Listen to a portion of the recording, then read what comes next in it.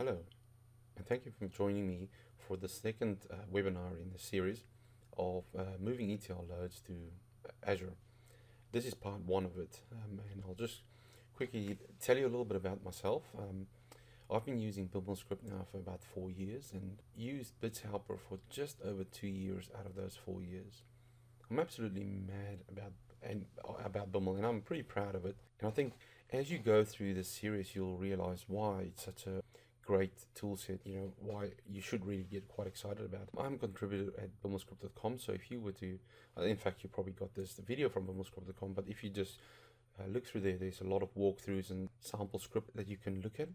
And I'm the co-founder of Origins Australia. Just what have we covered so far? So in the previous webinar, and if you haven't watched it, I highly recommend that you watch that because this one follows on from that one. So in there, what I've gone through in a little bit more detail was configuring connections, databases, and schemas, and created a simple import of database objects just using the source metadata, using AdventureWorks in that case. And then I showed you two different ways of centralizing Biml script nuggets to create a little bit of the reusable components and patterns. Now the first one was an include file, and the second one was a call Biml script. And again, if you haven't watched the first series, go and watch that. It gives you just a quick overview of how you can centralize your Biml code. So what is the moving data to the cloud or to Azure? There's a couple of challenges, and one of the main ones that we find when talking to customers is around internet throttling. They all wish that they had a bigger internet line or pipe for the data transfer, and a lack of bandwidth is definitely a big issue. I mean, everybody we talk to, we say, well, are you just going to use all of our bandwidth just to move data up and down? And what I'm going to show you today is, yes, we are going to move the data up and down, but we are on the, I suppose, the on-premise side of it. We are really saying we are going to limit that data transfer to the least amount of data that we possibly can. And then if you are going to Azure, I strongly recommend that you look into table storage, because it is a way to save quite a bit of money. But there is some design consideration that you have to take into context, and I'm not going to touch on that too much in this webinar. And then obviously you can federate your data. You need to decide whether you do your federation. So what we'll cover today, well, the first thing we're going to do is I'm going to go and do the blue component first, which is the metadata. So just going to follow up from yesterday, and I'm going to connect to the source system, in this case AdventureWorks LT 2012. And then from there, just using that natural metadata, I'm going to create the staging tables, sort of the objects itself inside of Mist. And using that metadata, we're going to create cache files, and the cache files are going to be one for today and one for tomorrow. So if you think about it, so I'm extracting the data, and I want to compare what I extracted yesterday, but you can't read and write to the same cache file, because I'm also going to want to write out what I'm extracting today and prepare that to be ready for tomorrow. And as I go through it, it'll become more apparent. I'm also creating raw files there. So I'll show you some of the code that does that. And again, all of the code that I'm going to show, although I'm demonstrating it in Mist, all of that code will work in Bits Helper. So you don't, if you are using Bits Helper, you can certainly use all of the code that I'm showing you right now. And then once I've got all my metadata sorted out, which I'll show you, and that's not a lot of Biml code, I'll show you how that works. And then we're going to move on to the package. So now we're actually going to create the package that's going to extract the data from source system, using the cache file, do a lookup, identify the chains, and then export only the changes. Obviously, also export all of the data for the cache file for tomorrow, and then we're going to compress the data files. Just before I jump in, I just want to quickly go through the product overview again. Obviously, we use Mist as our IDE or integrated development environment. If you're using Bits Helper, that would be where that sits. And then you have really got to think about your Biml and Biml scripts into two distinct different sections. The one is the customer specific or project or package specific, even Biml files and Biml script, and that's when you have custom code that is only relevant to one object or to one piece of code, and that goes into the customer specific, and also obviously all of the sort of wireframing on that strings things together. And then you have the shared scripts, and I'll show you a couple of shared scripts today. These are scripts that you can actually centralize, and you don't have to ever create them again. It's one script that you can use from project to project to project, and those are shared scripts across your entire organization. And all of this is passed into the Biml compiler. And the Biml compiler will then spit out a couple of assets for you. Now, if you're using Mist, you can get the documentation and links tracking. So there's built-in documentation. When you then go into your database schema and TSQL objects, And then also, obviously we generate out the SSIS packages, which again is a big component of the Biml, is people using it for ETL. And again, if you're using Mist, you can also build out your cubes and your analysis services. So with that, I'm just going to go straight into the demo. And here I've got Mist, and I'll open up the first file here, which is the environment. Now you've seen this before. This is just me setting up a source and target, and I'm pointing it to AW_source, which is basically just a clone of AdventureWorks LT 2012. Because I'm going to make a couple of changes in there as I go through these presentations, I just created a clone. I call it AW source, and I've got an AW extract, which is basically my landing area or my staging database. Define a database and define a schema. Yep, nothing really different there. I'll convert this to a live Biml script. So the first thing I want to do now is I want to go and extract my tables. Now, in the first presentation, I showed you how to create a connection, and then I also showed you how to say connection.import DB. Now I'm showing you a different way to do things here, just to give you a couple more options. It's always good to have options. So here I'm saying external data dot get data table. So this is going to actually against that connection, it's going to go and execute a select statement, and I'm just really selecting from information schema tables, where the base table and where the schema is equal to my source schema, and I'm ordering it by name and then putting it into a list. Okay, so now that I have in my table names to import, I have a list of strings, basically, of an array of strings, to be honest. And then I say, listen, for each table in table names imports, come in here, and then I do something a little bit different, which is connection.generate table node. And again, this is almost the same as import DB, but I'm actually just importing a single object. So and then I go and say, well, that's my source schema, that's my table, and here I have the same import options, which I can say exclude foreign keys, exclude column defaults, and exclude views, because I'm not really interested in those. And the next thing I want to do here is I'm going to now loop through, or I'm already in the loop, but now I have my table node in the same way as I had in the first example, and I can now go and set up my table, my columns. Here again, I'm looping through my columns, and I'm saying for every column, go and transform column, and I'll show you that script right now, actually. And again, as you can see here is the include file that says go and include this function or this procedure. So I'll open that up, and again, you've probably seen a little bit of this, but long story short is I pass it in the table node and a table column base node. Now for this presentation, I'm really just going to say let's focus on this SCD type.key. Now what that means is that for this table source system, I can say, listen, is that column used in a primary key, or is that column an identity column? And if it is, I'm going to set that column's SCD type to key, and I'll show you a little bit more in a little while, the different types of SCD types that you can set.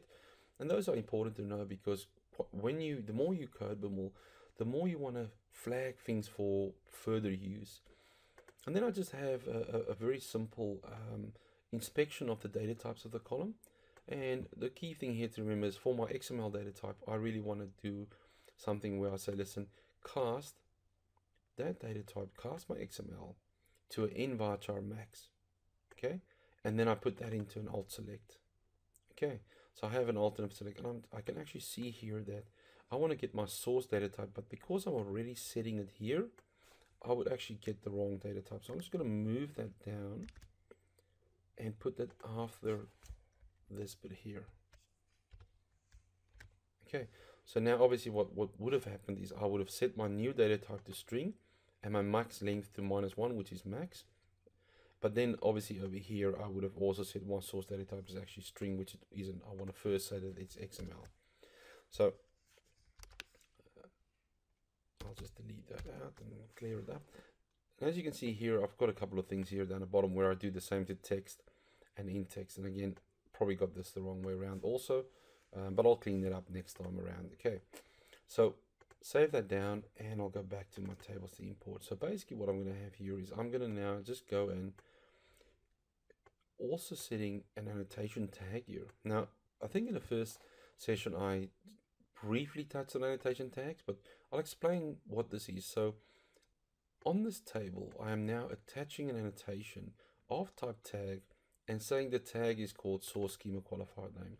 Because in my package, when I extract the data, I want to select column list from the source schema qualified name, not the target schema qualified name. So I'm just saying, listen, at this point in time, I know what my source schema qualified name is. In other words, the schema dot table, and then I want to do the transform column. Now I'm not going to go into that in too much detail. You are more than welcome to look through the code when you have time. Now normally I would do convert to live Biml script here, but I'm just going to execute the Biml script because I'm going to show you a couple of things there. The first thing is I'm going to go into this product model product description here and just show you. I'm going to reformat this quickly. There's a little great tool there where we can just reformat our Biml. As you can see, this table actually has multiple keys. And this is why I was saying that SED type. So if I'm just going to go and delete that back and I'll go control spacebar, you'll see here are the different SED types that you can set. So if you have a historical attribute that you say, well, hold on, this can't change, whether it's a key, it could be a surrogate key, it could be an update. So you have this option to, or it's an audit column. You have these options here to set certain things against columns and then use that further on. And I'll actually show you why that's important, because we're going to be using that a little bit on. I'm going to open up the product model here. And again, what you'll see here is, let's format that again. Here I have catalog description, which is string -1, which is varchar max, or in varchar max in this case. I'm saying, well, the source data type is XML. So this is a great way that we can tag the source data type. Also, annotations can be exported into the documentation. Now, I discussed this with you very, very briefly, but we have this generate documentation button. And if you are adding annotations in the same way as you would add extended properties inside of SQL Server, these things are then built out into your documentation. Now, I'm not going to go into that in this session, but just to bear in mind that annotations have a real meaning inside of the Biml stuff. And the more you develop, the more you realize, the more use you'll make of annotations. But what you'll see here also is I have a cast statement here into an annotation type called alt select. Again, I'll show you where that becomes in. So this is kind of like a great way to say, well, instead of selecting catalog description, I'm going to select cast catalog description as in varchar max and then as catalog. So with that being said, so I'll just save that down. I'm just going to go into actually the next code, and this is where I suppose the real power of Biml is going to start coming in when I start going through this code that I've got in front of me here.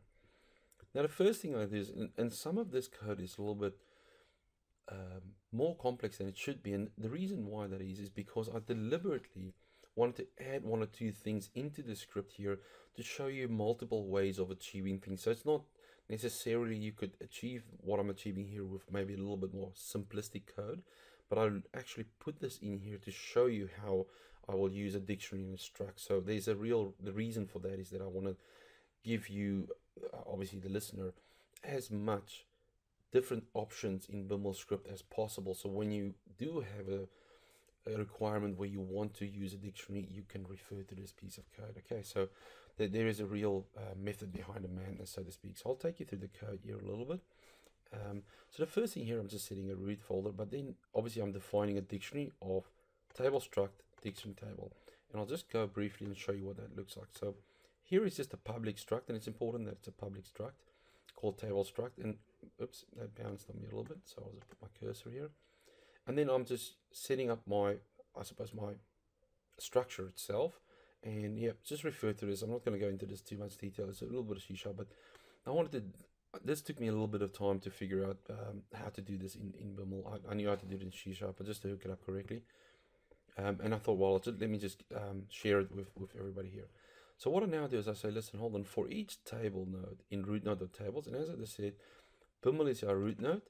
So if you wanted to visualize it, you can say, this is my root node, and these are my tables. So I'm saying root node for each table, which are these guys here, in root node.tables, bring that in. So now I have a loop of tables, and I just set a var, empty column here called cache column, and then I again have this.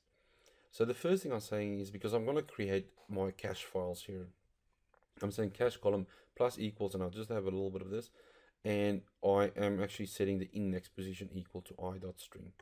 which means that I'm looping through this. So if I have multiple columns, I'll have multiple columns on my cache file. And after I've looped through it, I then get to this column here, because in my script, I'm going to actually, or in my package, I'm going to create a checksum of SHA1 checksum. Now I have a custom component that I use, which again I will provide as part of the code base. You'll get access to the custom component and the source code for that custom component, that if you want to use it. Now I've been using this for years, this component, and I've never had a problem with it, but please go and test it in your environment. If you're not allowed to use custom components in your environment for whatever reason, you can go to bimlscript.com, or actually in fact you would have been on bimlscript.com, and what you would see there is SHA1 script component using metadata here that I posted a couple of months ago now, and that basically is the same internal source code as my custom component, but it's just a way that you can actually do it inside of a script component rather than in a custom component. And if you are exclusively using SQL Server, or if you've got a version of a relational database that allows you to create a checksum or a hash byte, and if you want to look at the SQL Server one, if I just go metadata here, I posted a metadata starter kit also on, I also posted a metadata starter kit over here, and in one of these files, there is a include file that actually has the hash bytes in it. So feel free to download that code there. All of the code is there, and there'll be a hash byte in there somewhere that you can use. Okay, so let's get back here. So once I now have all of my columns in this cache column, I then create I basically go and insert this value into, I go and add it to the dictionary over here. Now, as I said, you could probably gotten away in this example with a list, but in some of my examples further on, I actually do have duplicate, not tables coming through, but duplicate lookups coming to, because a surrogate key, for argument's sake, could refer to, so you could have the customer shipping address, the customer billing address, the customer delivery address. You could have 3 addresses referencing a single dimension called address. Okay, so that's why sometimes you actually want to have a dictionary where you can say, well, actually I only want one address table or one address lookup that I'm going to use multiple times. Okay, now the next thing I want to do is I want to actually create the cache file. So again, it's good to see how little code I'm writing here, because that's what Biml is all about, is about writing the least amount of code that you could possibly do. And to be honest, I could have probably created this once and looped through that twice also. Go and set for I equals, I loop through it twice and just have this in a loop that just appended on the second person, second run, appended this with current. So effectively what this has is I create a cache connector and a file connection for yesterday's load, and then I create a current, the same file but just with current over here, which is basically for today I am loading the data and I'm exporting it to tomorrow's file effectively, and when I show you the package, it'll become apparent. The next thing we need to do is we need to have raw files for each one of these cache files, and again I'm just doing a for each loop where I do a key value pair against a distinct table. Now this bit over here, in my opinion, if you are doing SSIS in the traditional way, the drag and drop way, and this is your first view at Biml, what I'm about to show you here, now if this doesn't rock your world, and you got to go and check your pulse, because in my opinion, every time I do this, I think to myself, wow, if I had to go do that manually, and one thing I really do not like doing in SSIS is configuring flat files or raw files or any of those things. Any file configuration that I have to do in SSIS, I just, it just pains me to do that. But I'm going to convert this to live Biml script now, and I'm going to show you what happens. Boom. So all of a sudden I've done that, and what you'll see here is I've got 40, that's right, 40 connections added for me, and over here I have 20 kind of raw file formats added for me, or cache file formats added for me, and I'll just open one of them and you'll see here that there's my address and column. Now, if you got a 20, now I will put this for you in the context of the real world that we all live in. In the real world, which we have a project now with a customer, and we have over 300 source tables. The code that we use is no more than this code. We obviously have a little bit more things in there, but not a lot more. And imagine doing that, just setting that up for 300 files and creating a load and staging environment for 300 files. I can guarantee you that will take you a minimum a month to do. Okay. Now all of this code is yours, so it shouldn't take you a month to do from today onwards. Now let's get into the meat of it, right? This is why you guys are all here, to be honest, and which is basically all of this. Now, in the first session, I explained to you that the good thing to do, a good practice to do, is to create a wireframe or a scaffolding of your Biml file before you get stuck into coding it. Now, I've added a couple of things here, but don't worry about that. What I've done here is effectively just laid out almost like a Visio diagram. I have said, okay, hold on, what are the things that I need to do to create this? And I'll walk you through it. So the first thing I'm going to do is I'm going to say, hold on, I've got to go create a source query, which is my select statement. And then I'm going to have to create a cache query. Now, the reason why I need to do that also is, imagine it's the very first time you run this job. The first time you run the job, because I want to look up yesterday's data in the cache file. Well, the first time you run this job, there is going to be no cache file, so the job's going to fail. So basically what I want to do is I want to say, here is my select statement. And if the file doesn't exist, if the cache file doesn't exist, the first thing I want to do is just go and create an empty cache file. So that on my first run, I can say, well, there's nothing in my cache file. So effectively, everything is a change. And that's what I do here. In this container section, I say, well, go and check if the cache file exists. And if it doesn't exist, I'm going to go and run a query that executes it. I've just left in the source query here, which was the next thing to do. And obviously, because I'm using the parallel constraint mode here, I have to actually define the precedence constraint first, okay? Because you've got two constraint modes. One is linear and one is parallel. Linear will basically say, string together all of my objects in the order that I'm defining them in the Biml file. If you say parallel, you actually have to tell the Biml compiler which packages or components are actually linked to what. So you have to manually link them up. So the next thing I do here is I say, well, I want to go, and after I've done my source, I want to go and do a checksum. So I've got a custom component there, so I'm going to insert that. The next thing I want to do is I want to go and say, well, I want to go and look up my cache file from yesterday. So I have a lookup, and then I want to derive my checksum that I've looked up. So the one that's returned from my lookup here, if it's empty or if it's null, I'm going to just set it to I don't want to use a null there. I just want to set it to a default value.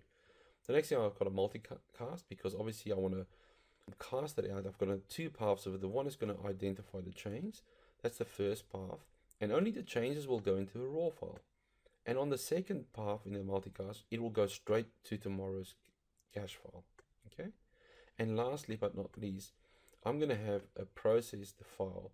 And I'm going to go, right, I'm going to script the process the file, which is basically going to just prepare the files for tomorrow, and then compress or zip up the raw file that I want to send up to the cloud. Or even, I say I'm going to send it up to the cloud here because that's what we do in our environment, but you can use the same pattern for two on-premise servers, or even for this, if you're only on the same server. So think about it as two distinct processes. The first one just gets me all the changes.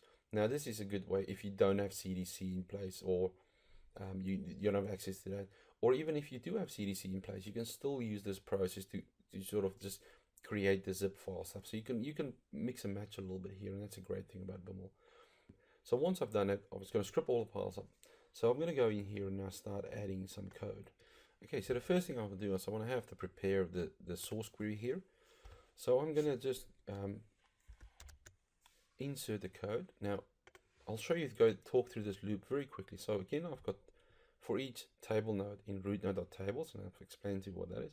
And I've got two queries here. The one is a source query and a cache query. And then I've also created this sort of array of strings here, which is ignore columns. And again, this is just sample code that I'm adding for your benefit. I don't actually have that in my example, but it's a sample code that I use in other projects that I thought I'll just add it to you. And then I'm going to loop through every column in the table. I'm looping through that, and I'm saying, and again here, I'm giving you a little bit of link query here. And again, it's not relevant to this project, but again, I'm just as an example showing you how you can, if you had an annotation on that column saying it should be processed and to be processed equal, the text isn't false. So that's saying basically I have a process that says these columns I want to process, these columns I don't want to process. So it gives you the option to sort of selectively exclude columns from your ETL process. So it's just a way, again, to show you.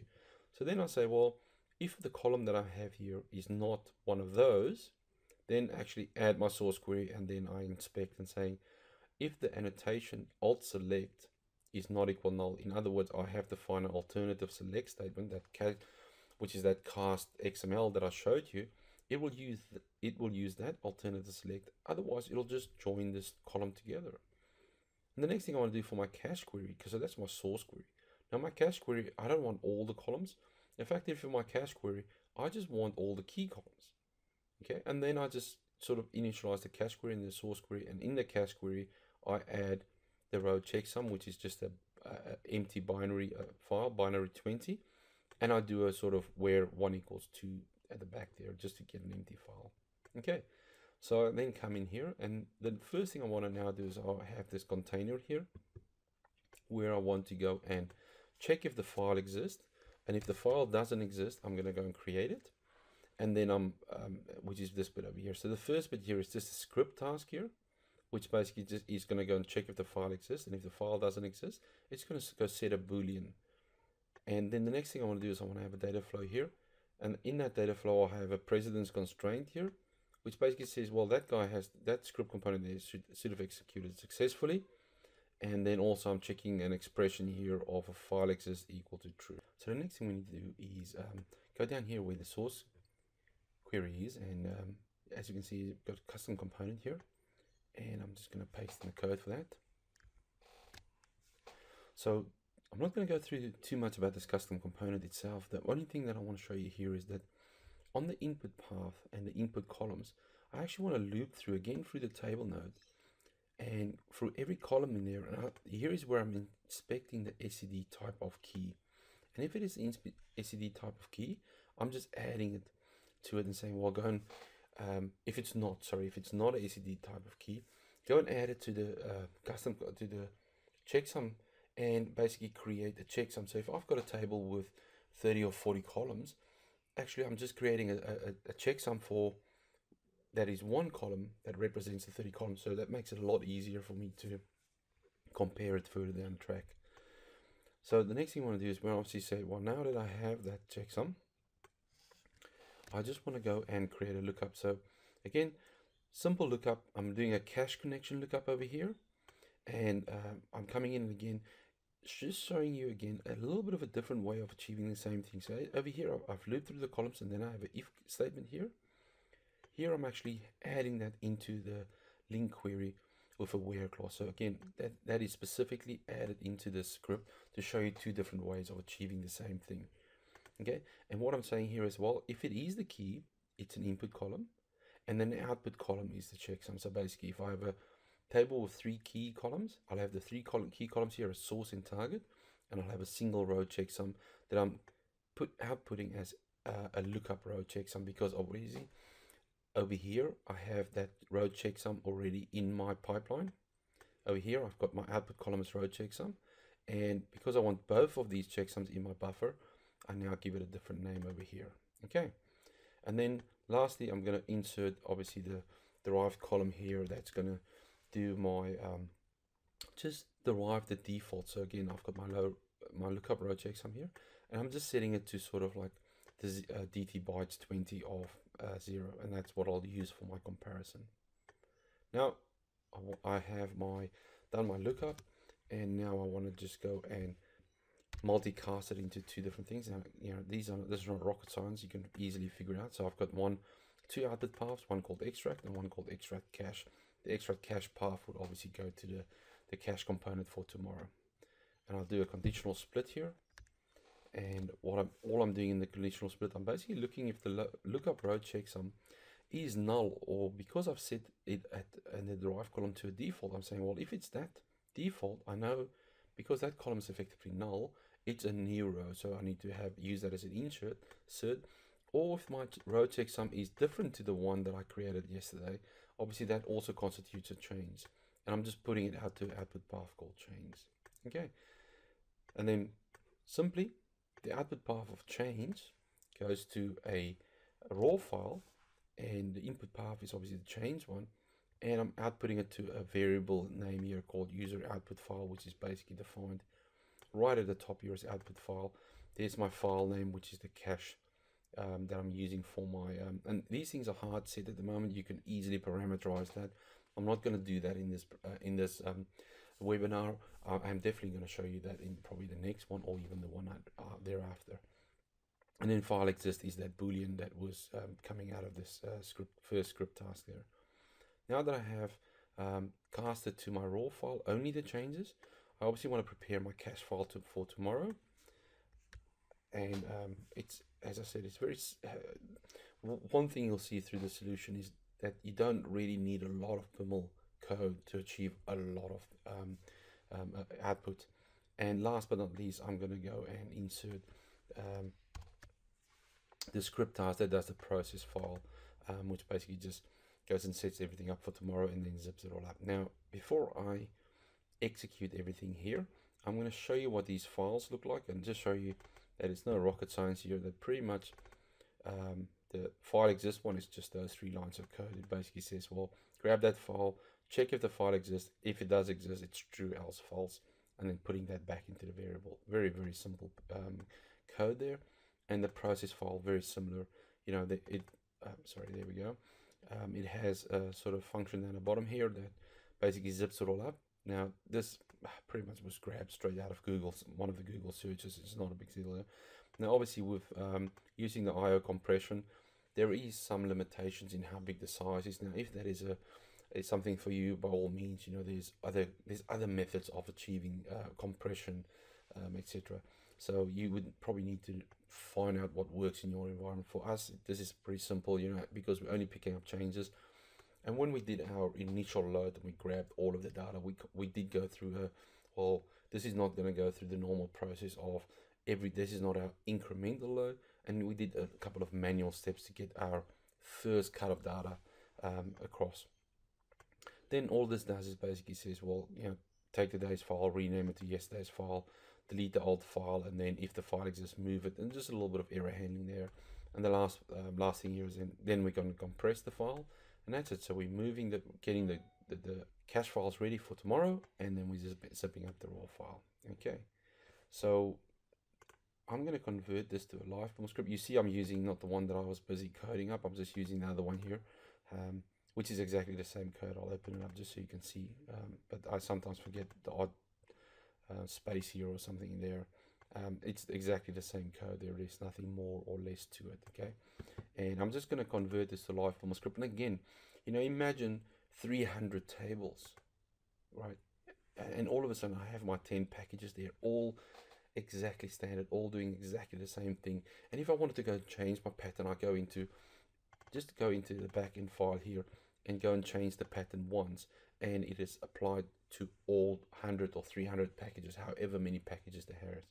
Now, on this project we use a MySQL source system. So what I'll do in the near future, so I could have already done it depending on when you're watching this webinar, I'll be posting up the similar code, a sample code of how you do it for MySQL, and pretty much the only thing that will be different is this get transform column here. Okay, long story short, I'll then hit build on this. So I'm now just going to build out the project, and I'm now they're also going to go and open up. So while that's building, I'll just get Visual Studio open just to show you the output of that.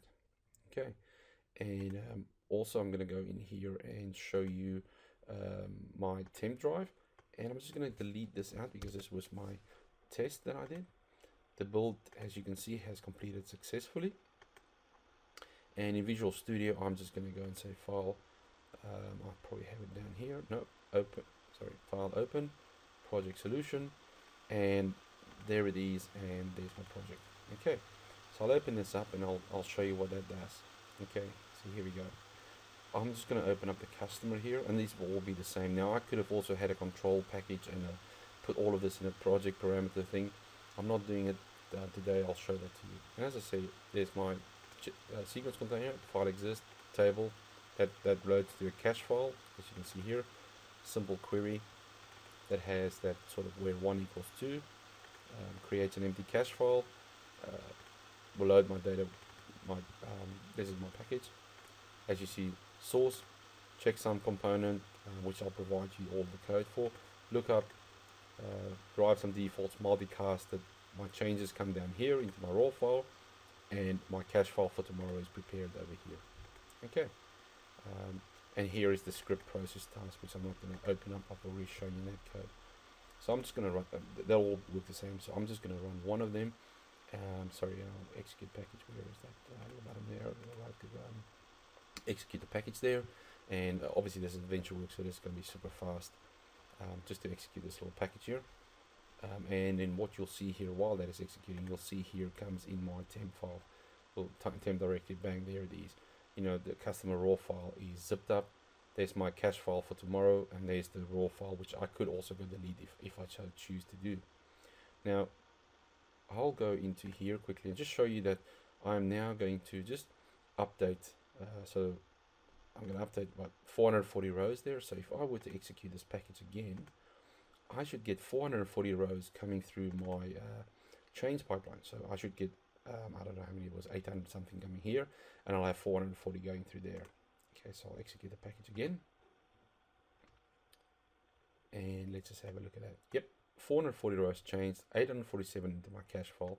And if I go back to my zip file here, you'll see here it's much smaller. So that's a way that you can control change on the, I suppose, the on-premise server, that you don't have to go and take all the data up to your second server. You only take your changes to your second server and you work it from there. Okay, so that is pretty much it. I'm just going to very quickly show you some of the resources. So again, that's my Twitter handle there at Biml Down Under. Please follow me if you want. Biml Script is obviously the Twitter handle for Biml Script. We've got 2 LinkedIn groups there. We've got the LinkedIn group for Biml user group, and if you're in Australia or New Zealand, we've got the Biml user group for Australia, New Zealand. Basically, there is a link there. We post quite a couple of things on there. You know, we're doing a couple of Biml specific user groups coming up. One in Sydney, one in Melbourne, one in Brisbane, and there will be one in almost every city that we do. We're just going to work out some of the details. Any information about Mist, Verigens.com Mist, bimlscript.com, please go there. I mean, you've obviously been there already, but that's where you would find loads of resources around Biml Script and Mist. Bits Helper, if you want to download Bits Helper and use Biml that way, which is obviously a great tool. Even if you don't use Biml, that's a great tool set there if you're a BI person, and all of our documentation on Verigens.com Biml. Now, I just want to point out that I'll make all of this code available, and please feel free to use any or all of this code if you want to present it at your local user group or at a SQL Saturday. Also feel free to reach out to me if you want to get a little bit more information around this framework or the things we do here. I know I've already received 1 or 2 emails of people asking me for a little bit of advice. I really do not mind, obviously within bounds. I'm not going to write your project for you, but if you are struggling with some specific Biml script component, or you're having a little bit of trouble, please feel free to reach out to us or post something on bimlscript.com. And there's also on our Verigens website, there's forums, there's Biml forums, and there's Mist forums. Feel free to ask the question and we'll get back to you. Thank you for watching, and I hope to see you in the next one.